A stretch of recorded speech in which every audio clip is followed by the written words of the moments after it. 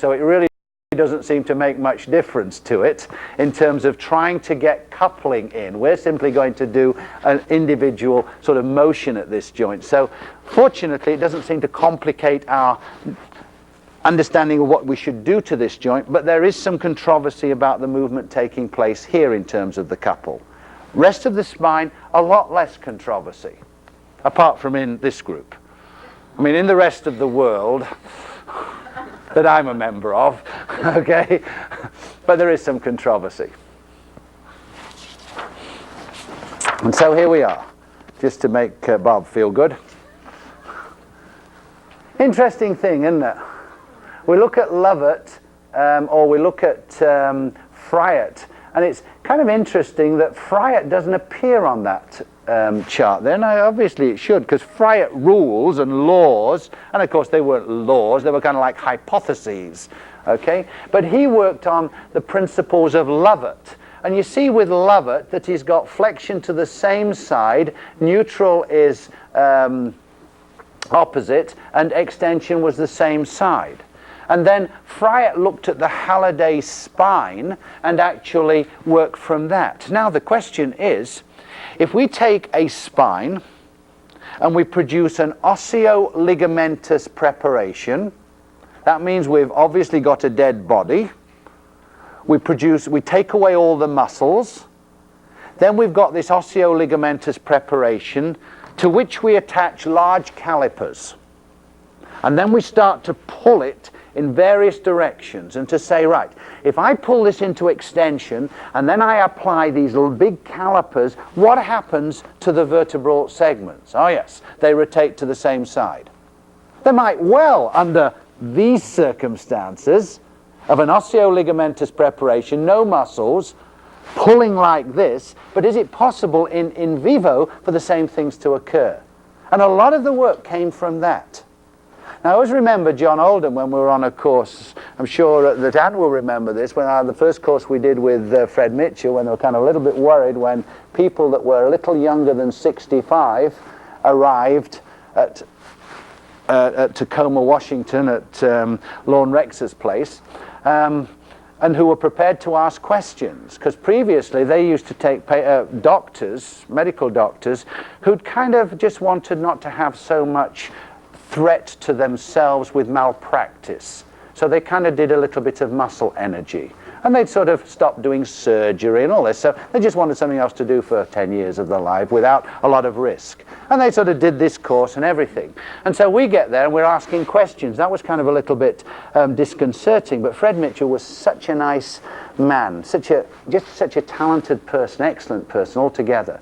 And John Oldham sort of asked a question which I thought was a really good question. If we've got the motion of side bend and rotation in flexion to the same side, and then it goes to the opposite side in neutral, which Fryatt sort of says, because that's when the facets are easy riding, and then we go back into extension, which is the principle. If they're under stress in capsular or if they're under stress by impaction, we get side bend and rotation to the same side. That's what Fryatt's laws are. And so when we come back into extension, it goes to the opposite side. In vivo, it means this, that if I stand like this and do that movement, all right, I've got side bend rotation to the same side. I come up to this position, it's gone to the opposite side, and I come to this position and it's back to the same side, which means that that spinal segment has come from this to that and back to that in that relatively simple movement.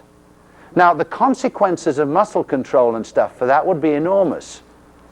And so I think it is a problem that we are struggling with. As I said to you the other day, Fryatt's rules seem to be the ones that the muscle energy is based on, although that's a pathological situation. It just happened that they called the type 1, the ones where it was rotation and so opposite, and if they went in the same direction, they called them type 2, because that followed the type 1 law and the type 2 law of Fryatt. But is this what goes on in the spine? And I think we have a difficulty with this. But I'm absolutely convinced that when we start talking about locking, the principles that were put forward by Stoddard a long time ago, which were predicated upon those that we spoke of yesterday, that neutral and extension, they go to the opposite side, and inflection to the same side, seem to work well with the firmness of the levers. And we're going to do that. And if you don't do that, you're going to have major trouble in understanding how any of these books on manipulation are making the levers rigid. And so we'll be working on those and not sort of really discussing it too much today to bring in any confusion. I'll just ask you to sort of accept it for the purposes of today. And then when you get back to your clinics, you can say, oh, well, I'm using a congruent lock here if it doesn't suit you, and a non-congruent if it suits you to say it the other way. But here's a thing in point where we can see Gratowiecki opposite, Pearcey the same side, Evian the same and opposite. And you'll see in one of the techniques that I show you that that principle is brought in a pure side flexion technique. Okay? Grieve, same and opposite. Kaltenborn, same and same. Okay, so these are really quite interesting looking at that. McConnell, same, it doesn't state what happens in neutral. Everybody seems to be in agreement with neutral, and opposite. And McConnell was a very good biomechanicist. You know, it's a jungle out there. Right, let's just talk about the absorption of forces. If we took the picture that I had up here before, this one here, so that we don't have to sort of think in any kind of detail for this, what would we say as a principle of the forces that resist flexion? How about your group, Joe? What would they say about that? You are their sole representative this morning. So flexion is... Boyd's having kittens at the moment. You're talking about the axis of rotation, forces in back are using a stretch or a distraction, and the forces in front are pressing. Okay, so as we take this point here, that anything that lies behind that point is going to be attenuated and will resist flexion. Anything that's in front of that that has some kind of compressive efficiency will resist flexion. And if we took then the extension motion, a similar thing we could say here, but of course there are a lot less structures here, and in extension the two big factors would be what? Well, the three big factors, I should say. Yes. Use the same principles as you did just now. For attenuation of the disc. Okay.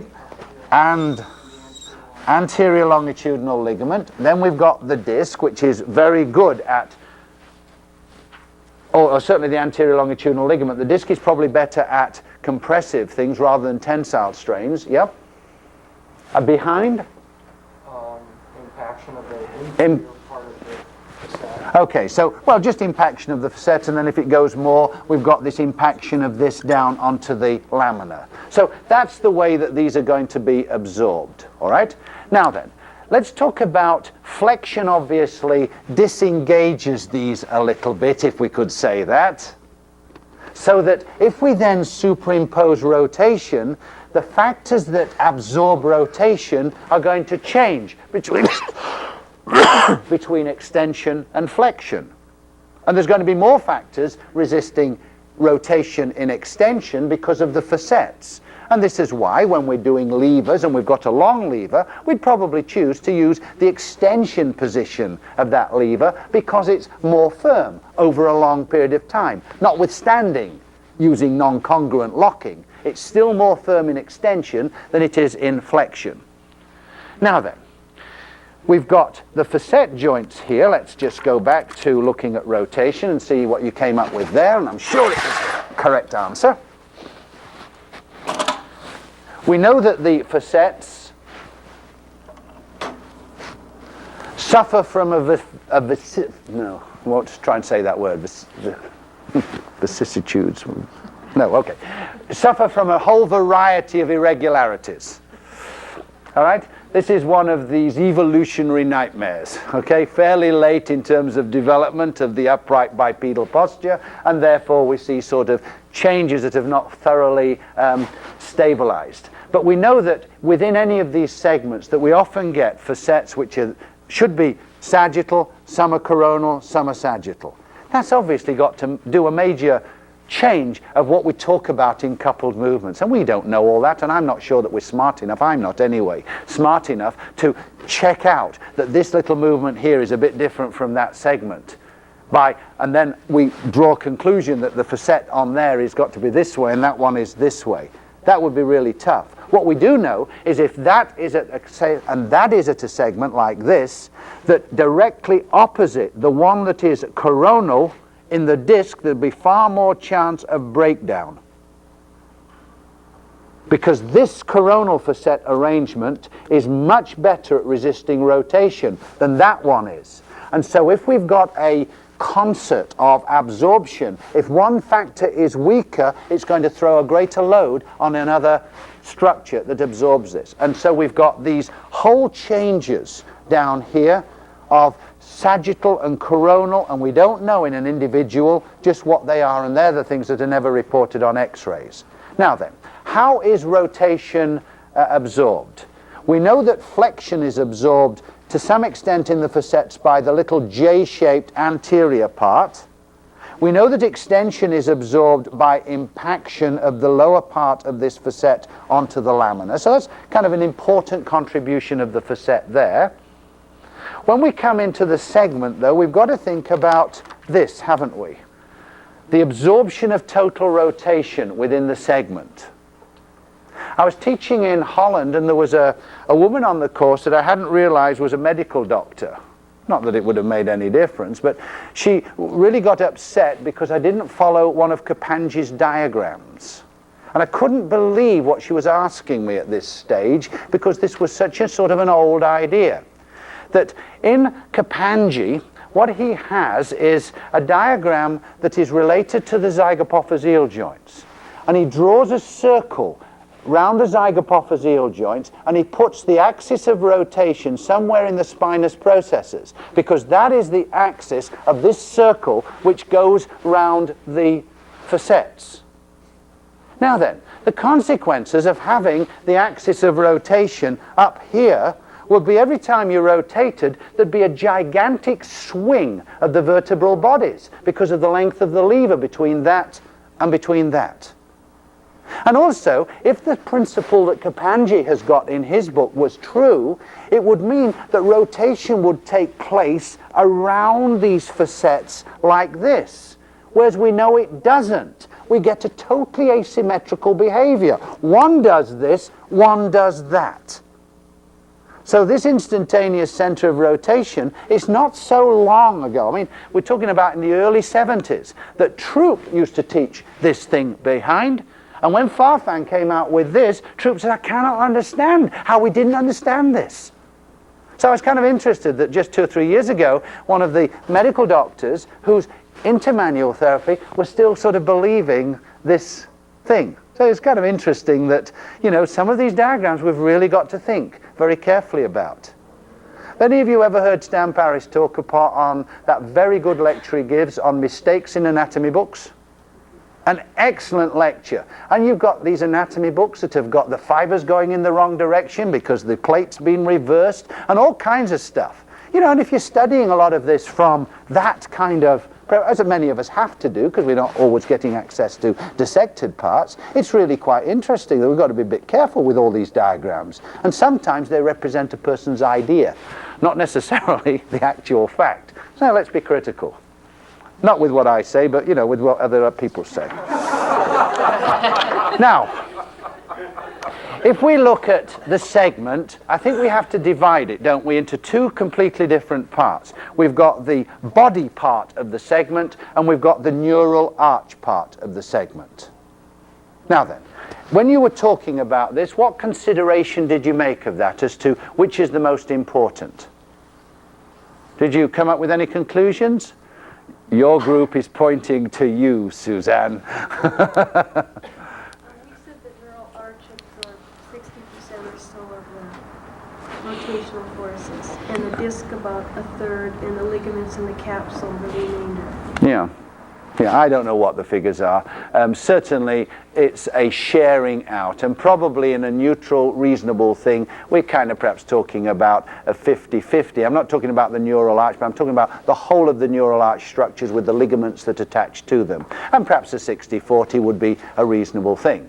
But it changes a little bit when we start to get into different positions, doesn't it?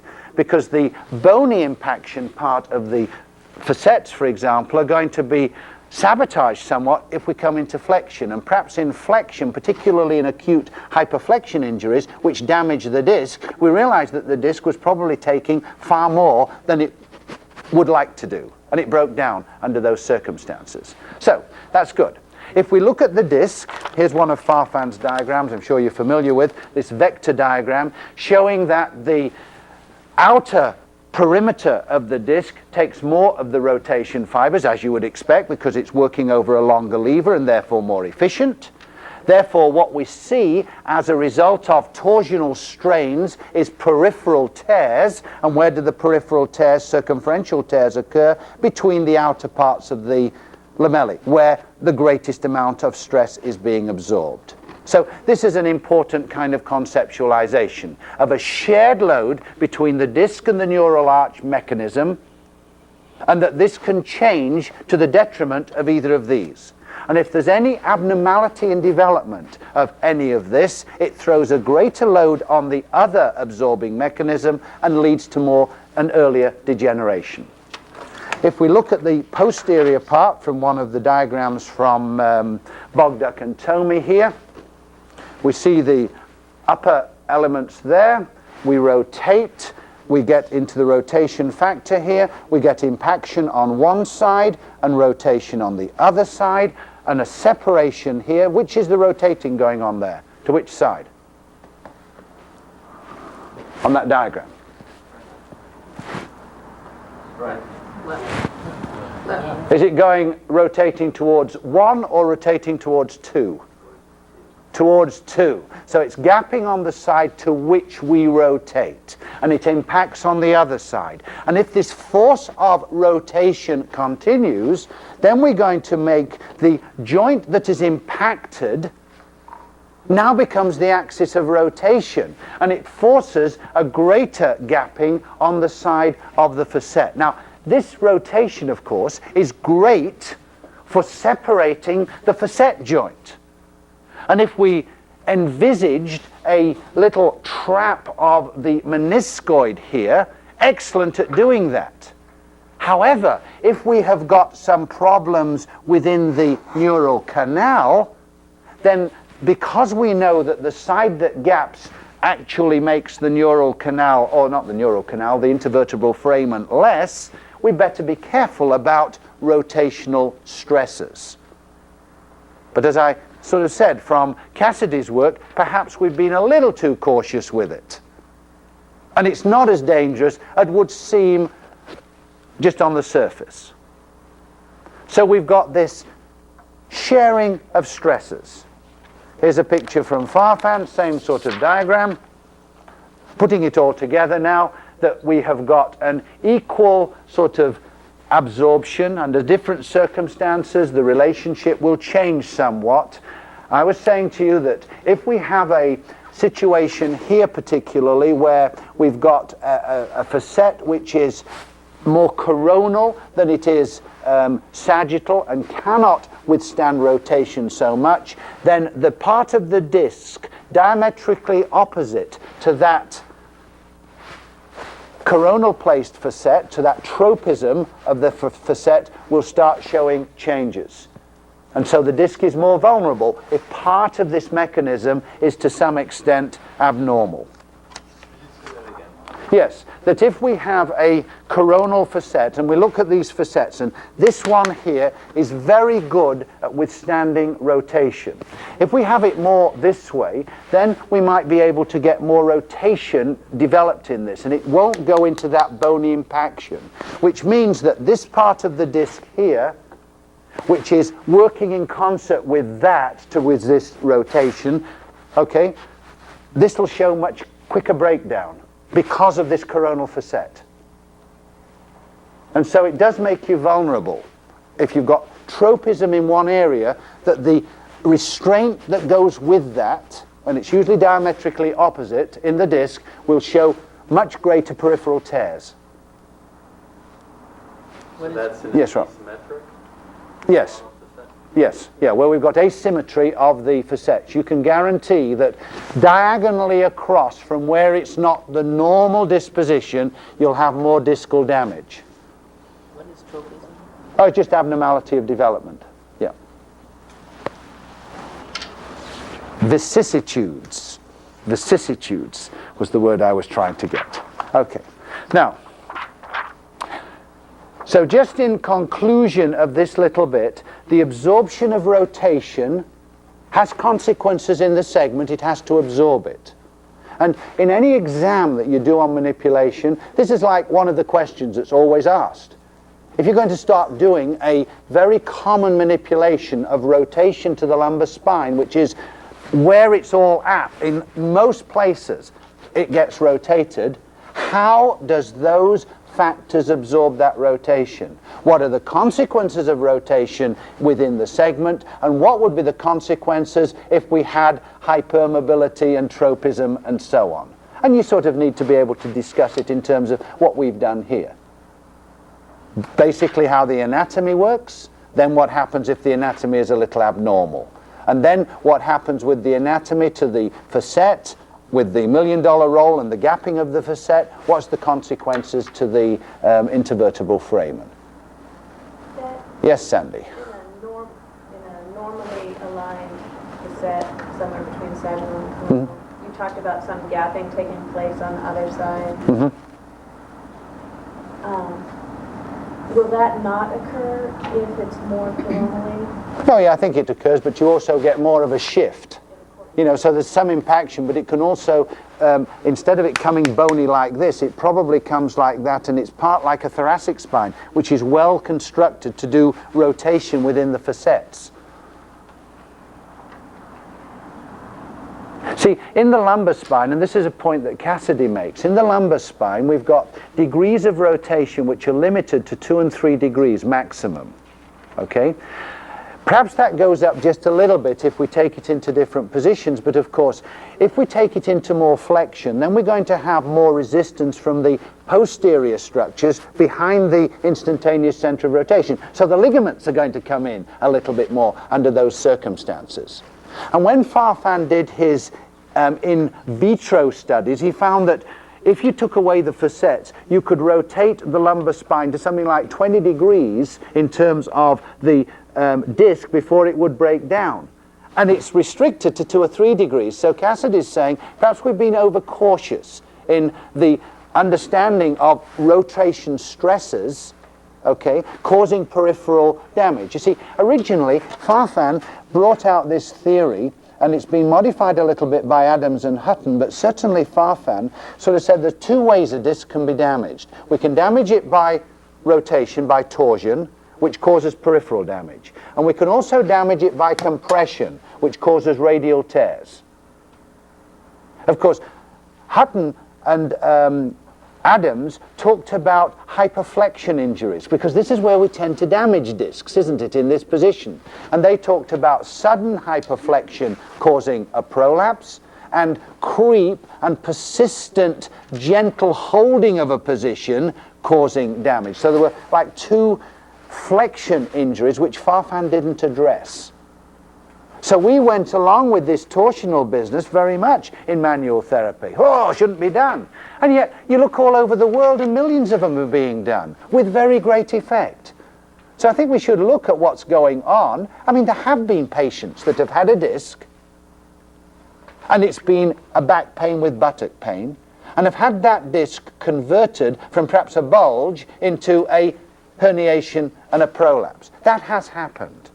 But do you remember what I spoke to you about yesterday when I said that Clenian said that if we've got this profile, make sure these things don't exist. Straight leg raising, contralateral sign, Desjardins triad, Dale's sciatic stretch test, because these were indicative of perhaps a disc being unhappy. And if we don't have those, we can probably proceed perfectly safely with our rotary manipulations and not worry too much about what are damaging consequences. We, of course, will be concerned with that because we are concerned with biomechanics and what happens here. But it's so efficient for the facet. And perhaps, according to Desez, which is in that article by Cacaldi-Willis, that perhaps we can produce some sort of centripetal squeezing on the disc and so on. Of course, the beneficial effects might not be anything to do with that.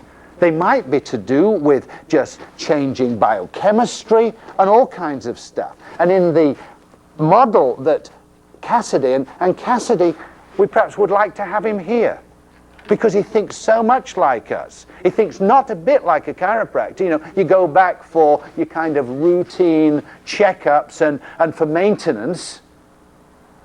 You know, you maintain yourself, and if you have a problem, you go back and see me. You don't go back, and Cassidy says that, and the rest of the chiropractors, it drives them crazy. But Cassidy's very much like us, and what's the protocol? They do a gentle mobilizing in the manipulating position. If you get any peripheralization of pain, you don't do it. If you find that that's getting a little easier and you can feel that the barrier is not quite so tight, then perhaps the time to do the little manipulation. And his protocol, we'd like this. It sounds just like we should be doing, as I'll show you from some of his diagrams. So let's finish with this quickly so you can do some work here. Here's a diagram from Farfan, who really felt that manipulation was somewhat effective. But the chiropractors used him a little bit more than the manual therapists at their congresses and so forth, although we have had him at 2 of ours. And he's somewhat retired now, so perhaps, you know, he's not going to be contributing so much in the future. But what he suggested with the manipulation in rotation that happens is that when we do the manipulation, and I will not put a diagram on where the buttocks confuse you, I'll hold this into this position here, okay, and I'm getting onto the segment like this, and I produce my rotation like that, because we know that the intervertebral foramen is threatened a little bit by the opening facet. However, by the very way that I do this, which is that and that, there'll be a little flexion and a little side flexion to the opposite side, which tend to minimize the reduction of the diameter of the facet by the rotation. So built into the system, by the way that it's done, is a system that tends to minimize rotational stresses. And that's why I think this is such a good technique. And it's done so many places. I mean, we've got things like distraction techniques, which are even better, but physically very demanding. I mean, it would be almost impossible for, say, Barb to do one of these on me. It would kill her, unless she had a table that would move and all that stuff. And so you have to choose somewhat your patience. If you're, you know, 100 pounds, there's absolutely no point in trying to manipulate a 360-pound guy. That would be like a supreme Olympic performance, wouldn't it? And we're expected to do this every day. It's just not reasonable. But we could do the mobilizing. We could take it to its limit. We could make the patient do a lot of this work themselves. And I always remember a female osteopath that used to work like this. She used to sort of get them in the position, take your shoulder back a little bit, that's good, bring your leg forward a little bit, kind of stretch down there a little bit, that's